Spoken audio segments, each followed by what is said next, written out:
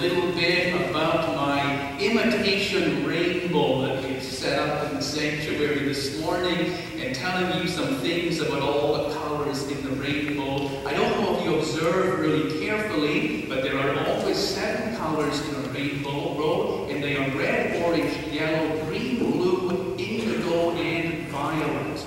Now, I've already been in discussion with the worship band this morning. I don't have indigo balloons, and I couldn't find any. They're very difficult, and it's hard to tell what color balloons are when they're deflated. However, that 6th one should be indigo. And just in case you're wondering who decided how to name those colors, particularly the last 2, it was none other than Sir Isaac Newton at the end of the 17th century, when he discovered that all this light around us consists of these 7 different colors.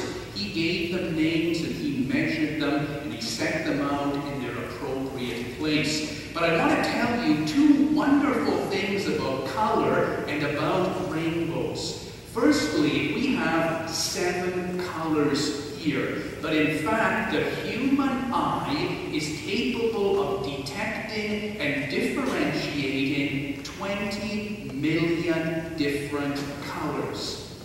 Now that means if we were to have a realistic spectrum here, I would have to have 3 million balloons or bunches of balloons in the red range, and then 3 million bunches in the orange range. And if we were to line all of those up, we would need 3,000 kilometers for each one of the color groupings. Now, sadly, we don't have the budget for that kind of an outlay, but that's how many colors the human eye can see. And if you've been watching advertisements on the television, you will realize that there are now television manufacturers who claim that their televisions can produce 70 billion different colors. I remember how excited I was when Crayola came out with that 64 color box.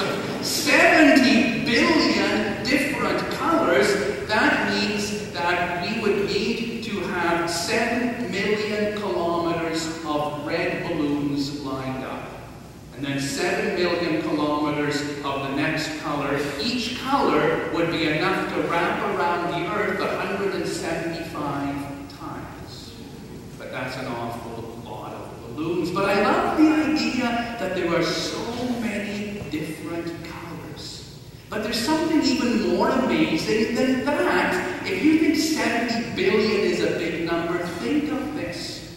Our eyes can only detect colors in between 380 and 740 nanometers in wavelength. A nanometer is 1 billionth of a meter.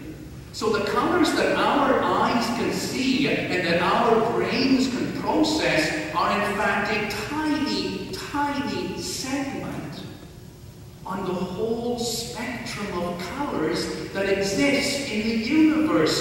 We are only seeing a billionth of the colors that exist. Because if we were to continue the spectrum down to colors that have a longer wavelength than red, that is all the infrared colors, there would be infinite new colors that we have never seen. And out with wavelengths shorter than violet, ultraviolet colors. A whole universe of colors that we cannot begin to imagine. But they are real colors, we just can't see them.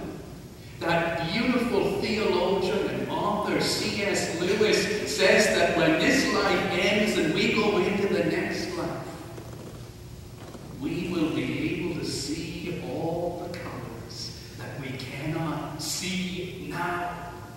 Colors more glorious and beautiful than red or orange or purple or blue. And those colors will open our souls up to a whole new reality and a whole new wonder that is beyond description.